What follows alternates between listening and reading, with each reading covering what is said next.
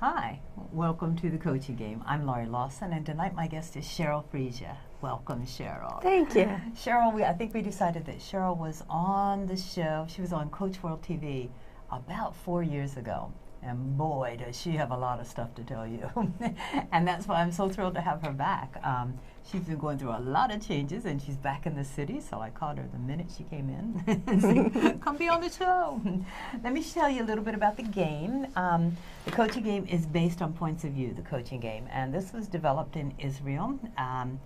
The purpose of the game is really to bring right brain and left brain thinking together, and they do that with 65 cards with exquisite photography. And captions that may or may not fit the photography. It's kind of interesting how it works. And Cheryl just told me she had the game, and she's using it also. And there's a bunch of ways to use it. But what we're going to do tonight is just kind of talk to Cheryl. She chose a couple of cards, and one of which is Journey. So we're going to start with Cheryl. First, thank you so much, because I know you just moved to the city, and I bet there's other things you could be doing. But I appreciate you being here. Tell me, how did you get into coaching in the first place?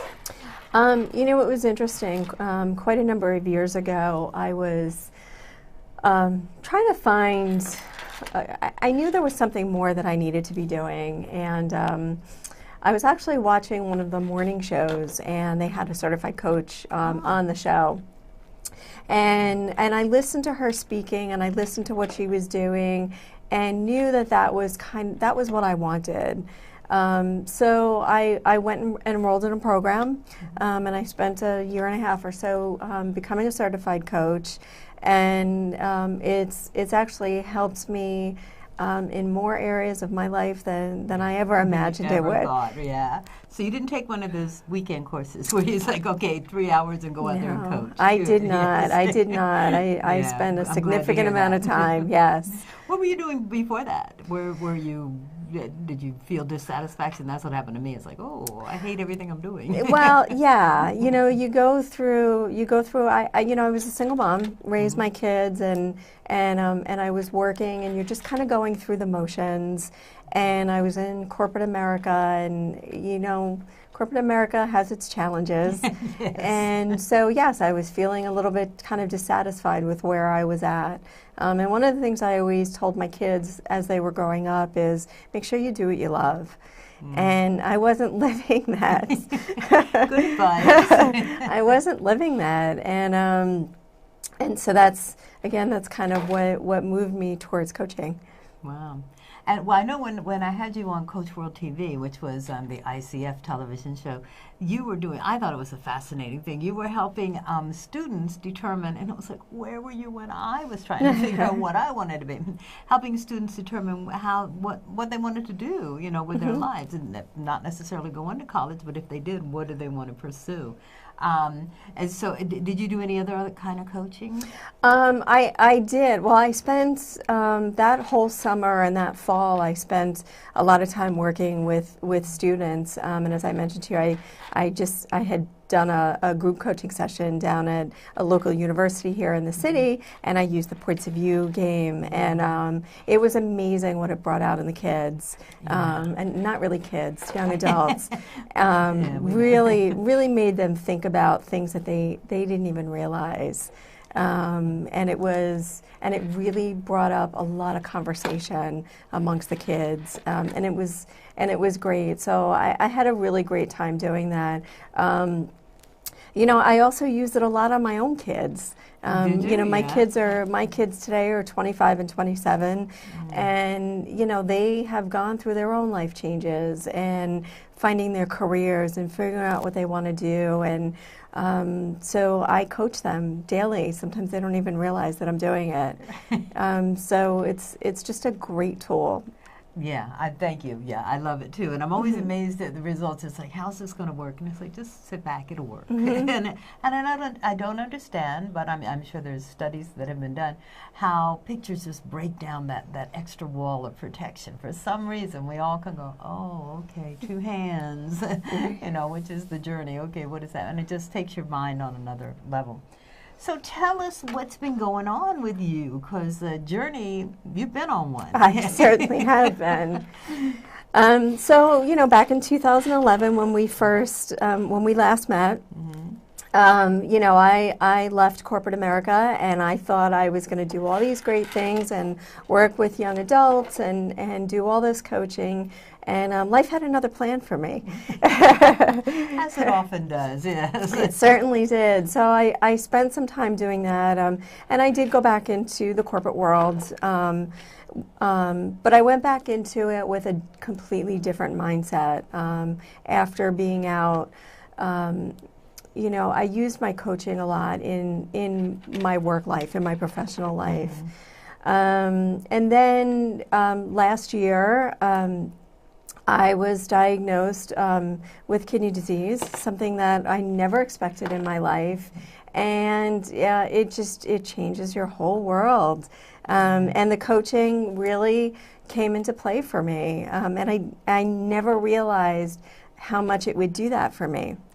So it was really great. It helped me see where I was at. It helped me to keep things as positive as I could. You know, it's not a positive experience, but it made me slow down, and it made me think about what was really important in my life. And it's something that I think prior to becoming a coach, I would not have been able to do.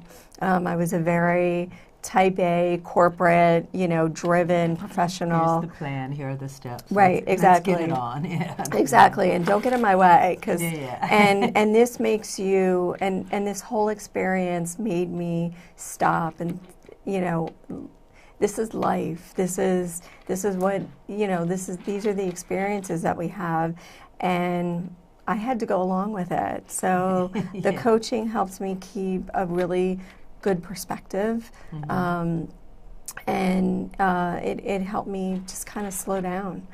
Did it help you? Because I have had similar situations, but I've been the caretaker for people. And did it help you deal with the medical profession and all of the boogaboos that are involved, and the insurance companies? Oh, I don't even mention them. But yes. Did it help you? Did it help you in that aspect also? It did. You know, I guess to start, I was very fortunate. I had a wonderful, wonderful doctor up in Connecticut when I was first diagnosed. But, you know, doctors, he was very great at what he did, but doctors don't always talk. So, you know, I had to do a lot of research, and I had to be very patient, and I had to meet him where he was at. He had a job that he was doing, and I had to let him do it. And, you know, and I asked questions along the way. You know, in dealing with, there were some frustrations with the insurance companies, and it's just, it's having that patience and trying to keep it in perspective. So, yeah, and even, you know, being in the hospital at one point, dealing with the doctors and the nurses, and you have people constantly coming in and out of your room and poking you with needles, and you know, just remaining very calm and remembering that they're doing a job, and they're doing it for you. Yeah, that's a good attitude. Yeah. They wouldn't be here if I wasn't here. So how did you deal with yourself? Because that's scary. When you say kidney disease, it's like, that's a functional organ. We need that a lot. So how did you deal with that? You know, how did coaching help you deal with that? So I think in the first few months, I think like many people who are suddenly diagnosed with any kind of a disease, it's you go through this period of shock. And then you have the pity party.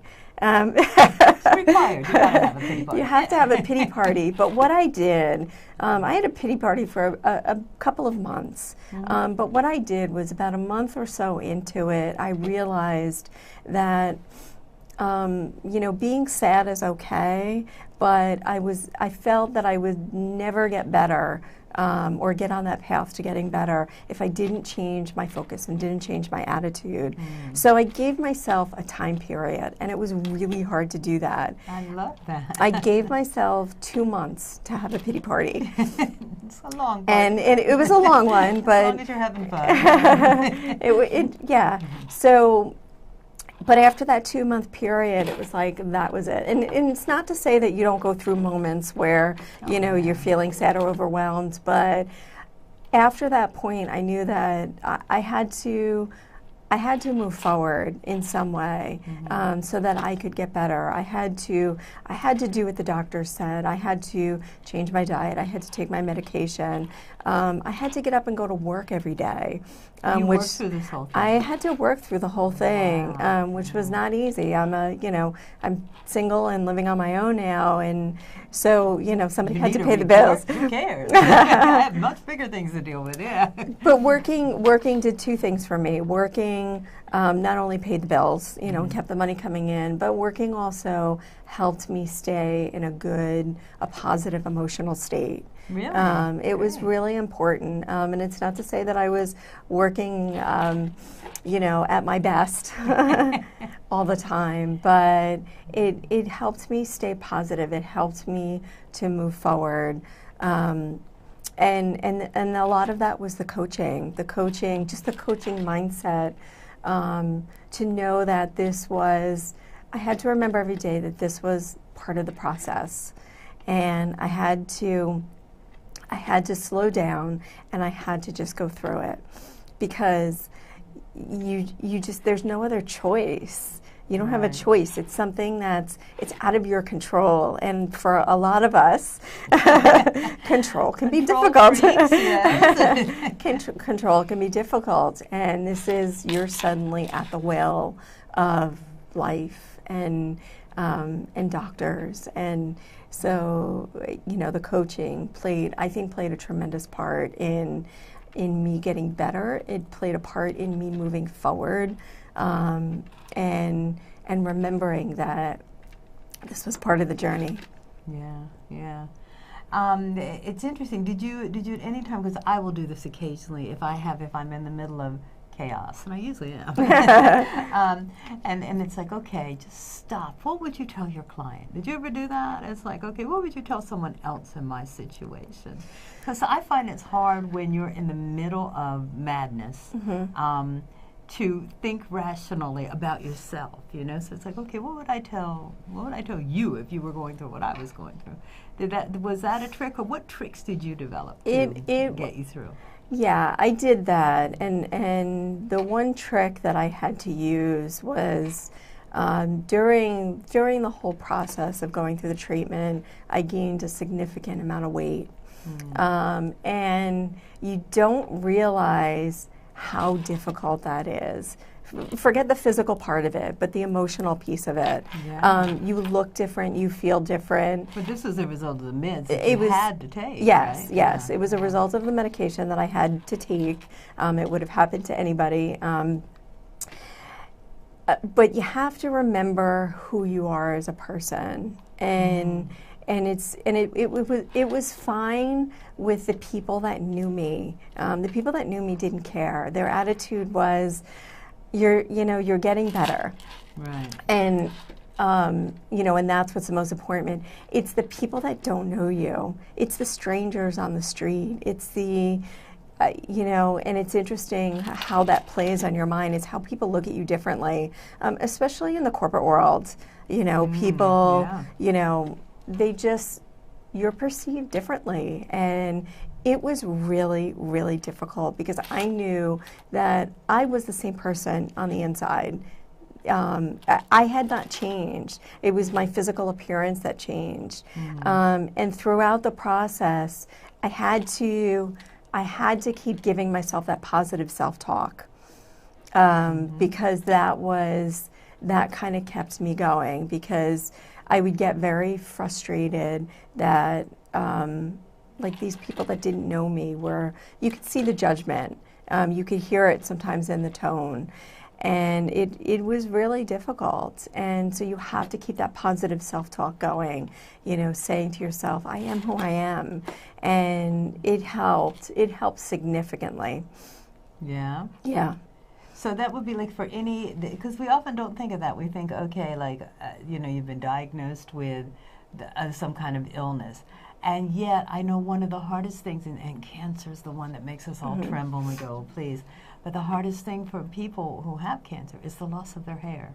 And you go, oh, that's so vain. Who cares about your hair? But of course, absolutely.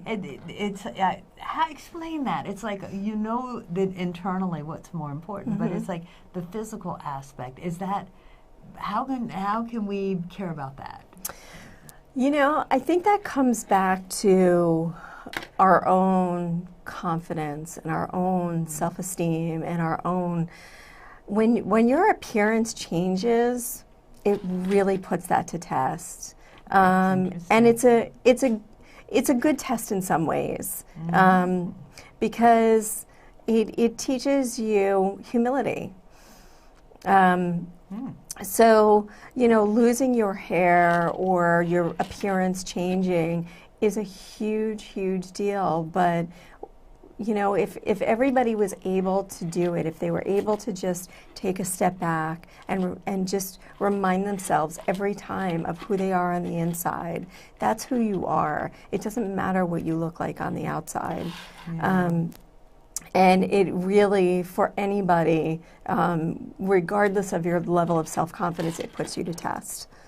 So, and was it a lasting effect for you? I mean, once you got over that hump of like, oh my God, I'm gaining weight and there's nothing I can do, was it a lasting effect that you said, okay, I am who I am no matter what's going on the outside? I'm still Cheryl? Yes. So that still walks with you today? Yes. Oh, so yes, absolutely. That's a valuable lesson. It was a tremendous lesson for me because, you know, like I said, every day you have to remind yourself, I am who I am on the inside. And I'm that same person today that I was a year ago.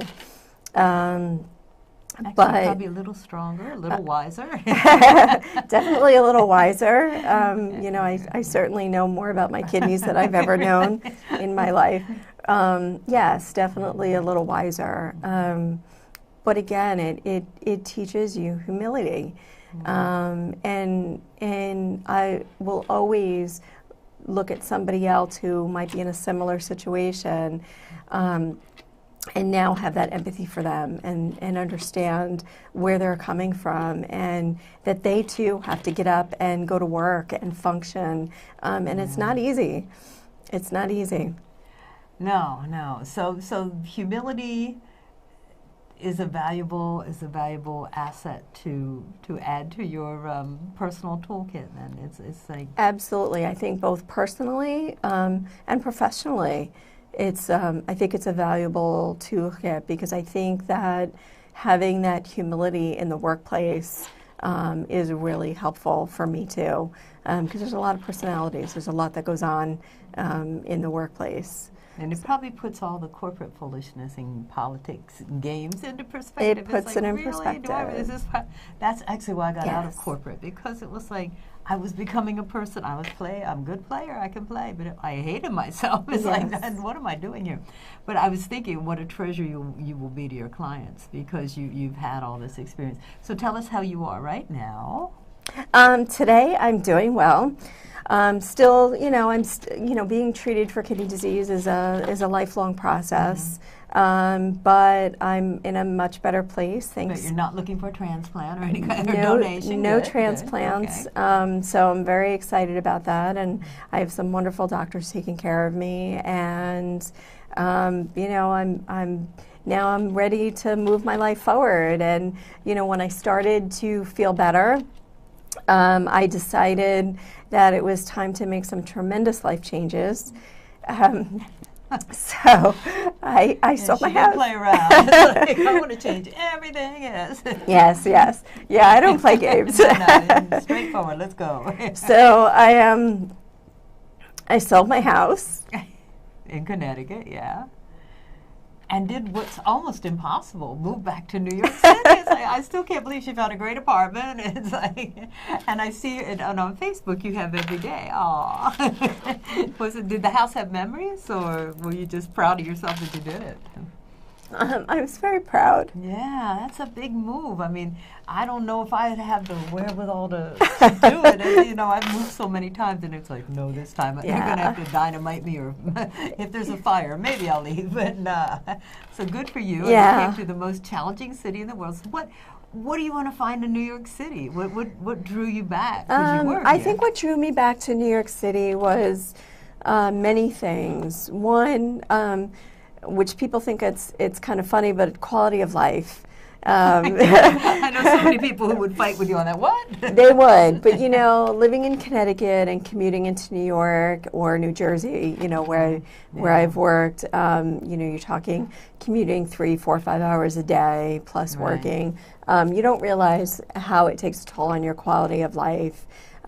So being here in the city and having the world at my fingertips is tremendous, and it's about taking care of me too. Yeah. So that and opening the doors to other opportunities, you know, doing the coaching and being down here in an environment where there's lots of people that need and want coaching. There's, you know, so. It's been a wonderful experience so far, and I've just started. That's fantastic. Now, are you working in Connecticut now? You're not doing a reverse No, commute, I'm actually working right in New Jersey, right over the bridge. So that works. So it's certainly much easier than it was, but. You know, I'm home by 5:30 every day, and I get to enjoy the city and you know, and everything that it has to offer. You'll see Cheryl's email on the bottom, and ask if you can join her Facebook page. She has the best pictures of New York City, and I love it because it's like a child looking at New York City. It's like, oh, I love this, and it's like, yeah, I remember, I love that too, and it was like, okay, this is really kind of cool. So you're having fun. So what's in the future for you? What do you want to do with your coaching now? What are you going to do with it? I mean, I know it got you through a lot of stuff. Yes. What are you going to do with it? Yeah. So. You know, being down here in the city, you know, I'm hoping to open more of those doors of opportunity and get back into the coaching more so, not only just with the young adults who are moving forward in their lives and trying to figure it all out, but I think for me, also working with people that might be in similar situations that I was in, where they're you know, that have a disease or they're going through something major in their life, but still have to function and still have to move forward. So I think it's you know, help bring that perspective for me too, and you know, we'll see where it goes. There's a fantastic philosophy, and it's like, give your purpose a pain. I mean, give your pain a purpose. Your purpose a pain. Give your pain a purpose, and it's simply that we're all going to go through something. It's called life, and you know, it's not going to go as planned. And so when you're in that situation, you know, get through it and do what you have to do, but then give it a purpose, you know. And I think that I think you've learned so many lessons, and you've persevered. We chose that card too.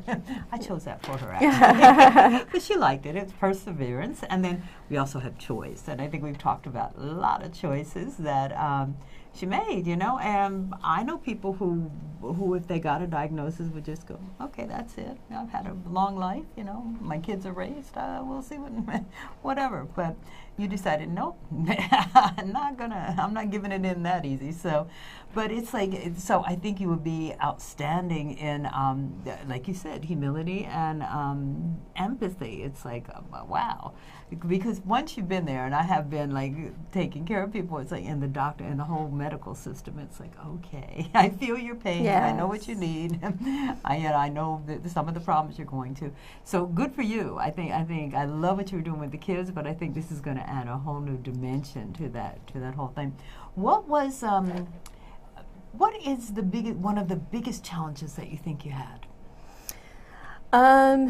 I think one of the biggest challenges that I had was while I was going through all of this and working, you know, trying to stay productive, and it was really difficult some days to really be productive, and being productive is just important to me.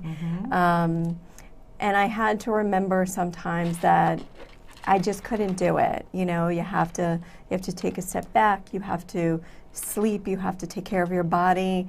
And it made me learn to take care of my body. And that was a challenge. I was not very good at that in the past. Yeah. So I think that's one of the big lessons that I've learned. It's just that is that a priority now for you?